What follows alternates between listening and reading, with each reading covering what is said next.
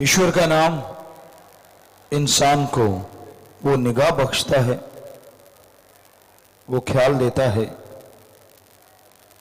जिसके द्वारा उसके तमाम गम, दुख, दर्द, चिंता, भय सब दूर हो जाता है। ईश्वर का नाम चलते, बैठ के, लेट के, काम धंधा करते थोड़ा थोड़ा भी आप लेते रहते हैं तो आपके पूरे जीवन का सुखों का ये आधार बन जाता है। और प्रभु के नाम के लिए आपको कुछ देना भी नहीं पड़ता।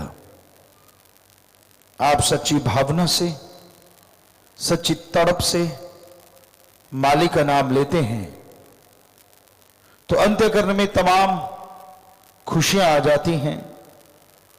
इंसान के गम, दुख, दर्द, भय, चिंता दूर हो जाती है। जीते जी इन सब चीजों से मोक्ष मिलता है और मरणोपरांत आवागमन से मोक्ष मिलता है। इसलिए कितना आसान कार्य है घर नहीं छोड़ना, परिवार नहीं छोड़ना, काम धंधा नहीं छोड़ना, कपड़ा लत्ता नहीं बदलना, जैसा पहनते हैं पहनते रहिए, अच्छे कर्म कीजिए, शारीरिक मेहनत कीजिए, दिमागी मेहनत कीजिए। जो भी आप मेहनत करेंगे, अच्छे कर्म करेंगे, यकीनन प्रभु के नाम से उसमें बरकतें बढ़ती जाएंगी, खुशियां बढ़ती जाएंगी। किसी का हक मार के कभी ना खाओ। दीन दुखी तड़फते हुए कि अगर कोई मरहम बन जाता है वो मालिक को अति प्यारा होता है। दूसरों के दुख दर्द को समझ के उसमें शामिल होना, किसी को तड़फता देख के उसके दुख दर्द को बंटाना,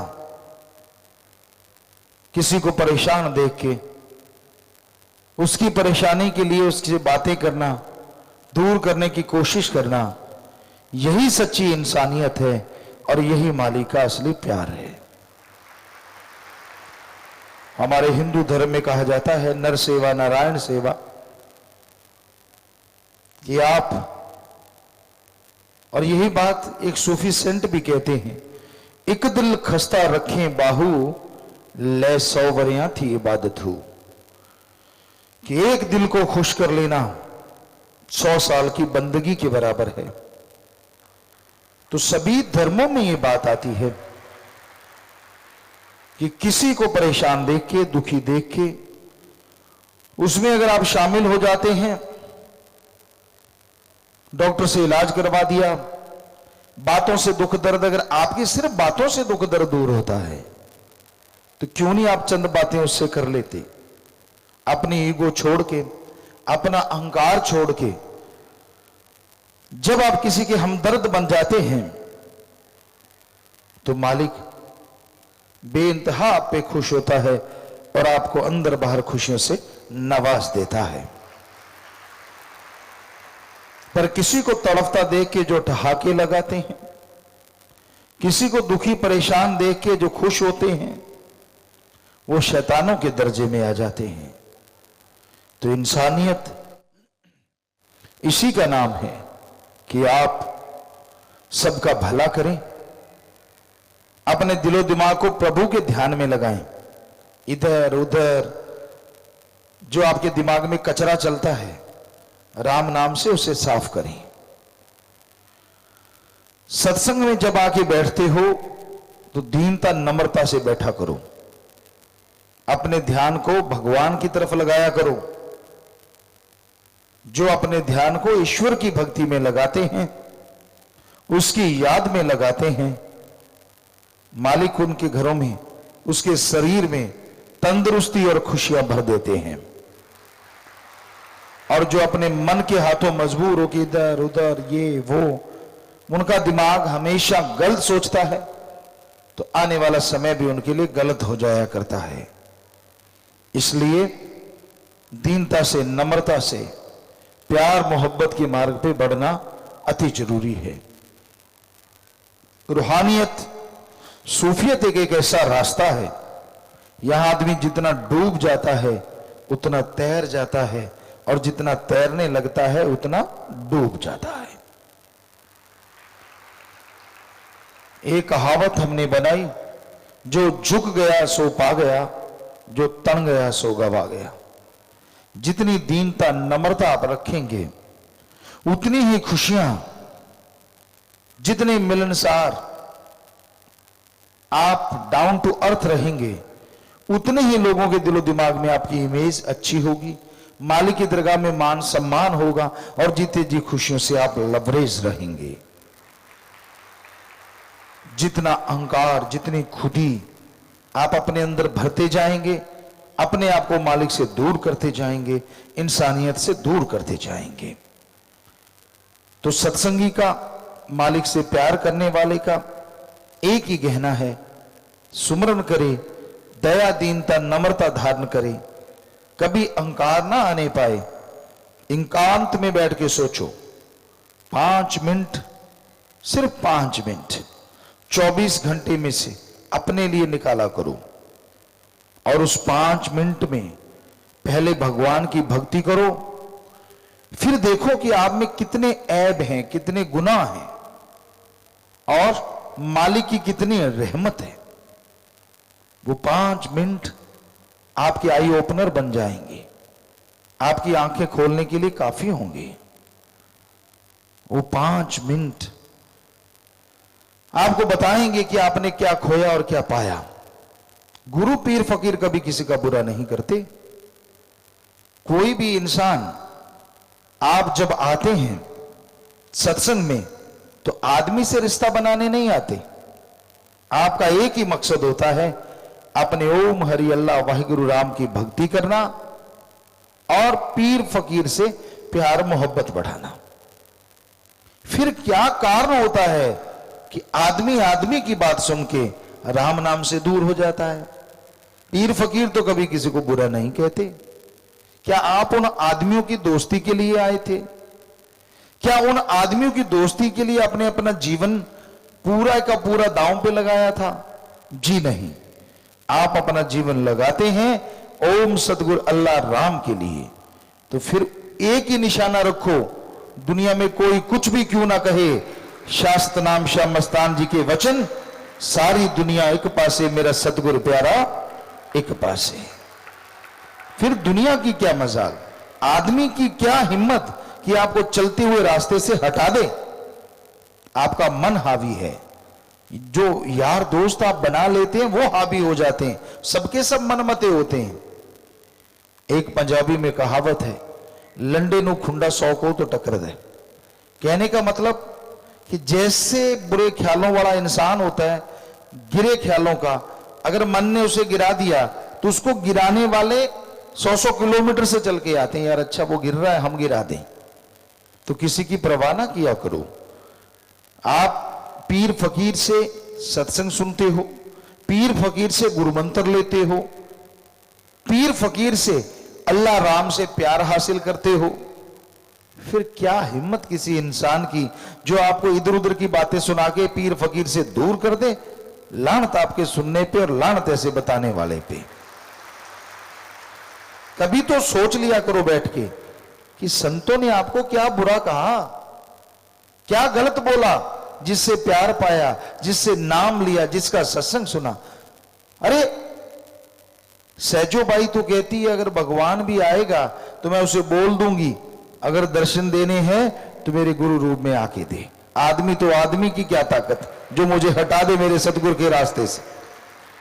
पर बड़ी हैरानी होती है, ऐसे ऐसे योद्धा शूरवीर जो बन जाया करते हैं, बातों से जो पहाड़ उठा लिया करते हैं, जब हकीकत में पहाड़ नहीं छोटा सा कंकर उठाने की बात आती है तो वो कंकर पे फिसल के चारों खाने चित्त हो जाते हैं। बड़ा दर्द होता है कि मालिक से प्यार करने वाला एक इंसान की बातों में आ जाए। इंसान इंसान होता है, सिर्फ इंसान, और गुरु गुरु होता है, भगवान भगवान होता है। ये हमेशा याद रखो। वो इंसान इधर खड़ा है, उधर खड़ा है, ये है, वो है, कोई भी हो सकता है, पर वो सिर्फ इंसान है। क्या हमने कभी किसी को दर्जा दिया? क्या हमने किसी को बोला कि ये बहुत बड़ा है, ये रूहानियत में पहुंचा हुआ है? बताइए, आपने कभी सुना हमसे? नहीं सुना। यही सच है, सच था और सच रहेगा कि गुरु पीर फकीर ही रूहानियत का रहनुमा होता है। वो रहनुमा ऐसा होता है जो हमेशा सच्चा राह दिखाता रहता है, दुनिया के बोझ अपने शरीर पे उठाता रहता है और आप सबके लिए मालिक से दुआएं मांगता रहता है। आप गालियां दे लो, बुरा कह लो, तो भी संत पीर फकीर आपका बुरा नहीं करेंगे।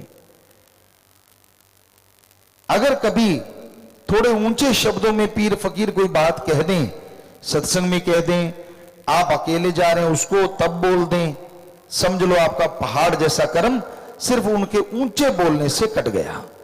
क्योंकि संत पीर फकीर गुस्सा नहीं करते, और जब वो करते हैं तो आदमी के पता नहीं कितने भयानक कर्म आने वाले होते हैं जो वो अपने पे लेके खत्म कर दिया करते हैं। कबीर साहब के वचन अगर आपको यकीन नहीं आता, साफ साफ लिखा है, संतों का क्रोध भी दाती होता है, दुनियादारी का प्यार भी घाती होता है। क्या आपने देखा है उबलते हुए पानी से कभी किसी का घर जल गया हो? क्या आपने देखा है उबला हुआ पानी किसी को जलाने के काम आता हो? जी नहीं। उसमें नीम के पत्ते डाल के घाव साफ किए जाते हैं, उससे बहुत सारा फायदा होता है। उबाल के पानी को ठंडा कर लो, उससे बैक्टीरिया वायरस चले जाते हैं, और उसको ठंडा करके पीने से आदमी कई चीजों में निरोग रहता है। उसी तरह संतों का क्रोध होता है। पर आग को हाथ में ले लोगे तो क्या हाथ जलने से बच जाएगा? आप आग को अपने बिस्तर में संभाल के रख दोगे तो क्या बिस्तर बच जाएगा? सो आग तो जलाती ही जलाती है। सो दुनियादारी में आपसे कोई प्यार करे, हम ये नहीं कहते कि बेगर्ज प्यार करने वाले आपस में नहीं है, होते हैं, पर हम आपको गारंटी देते हैं, जो हम महसूस करते हैं, आपका ऊंचा रुतबा है, आप ऑफिसर हैं, तो आपसे हाथ मिलाने वाले बहुत हो जाएंगे। आप कोई नेता हैं, राज पहुंच है, आपसे हाथ मिलाने वाले बहुत हो जाएंगे। आपके घर में अच्छा पैसा है, अच्छी जमीन है, हाथ मिलाने वाले बहुत हो जाएंगे। और आज के कलयुग में आपने अगर काफी गुंडे पाल रखे हैं तो भी लोग आपसे हाथ मिला लेंगे। पर अगर आपके घर में बेटी, बुरा ना मानना, अगर बेटी बहू कोई सुंदर है तो भी पता नहीं कितने हाथ मिलाने वाले आपके पास आ जाएंगे। क्योंकि ये कलयुग है, इसलिए सावधान रहो। कोई पता नहीं कौन कौन सा ख्याल लेके आपसे दोस्ती बना रहा है। अरे लोग तो संतों की बात छोड़िए, भगवान की बात सुना सुना के ठगी मार रहे हैं।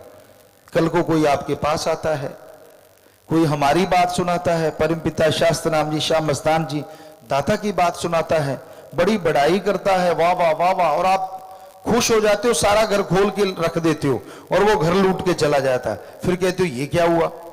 हम तो आपको हमेशा सावधान करते हैं कि ऐसे लोग दुनिया में जाल साज रचने वाले बहुत घूम रहे हैं, तरह तरह के जाल बिछाते हैं।